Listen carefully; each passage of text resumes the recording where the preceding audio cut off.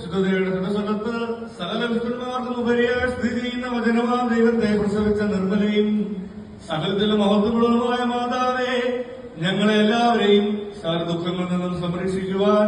നിന്റെ ഏകജാതനോട് ഞങ്ങൾക്ക് വേണ്ടി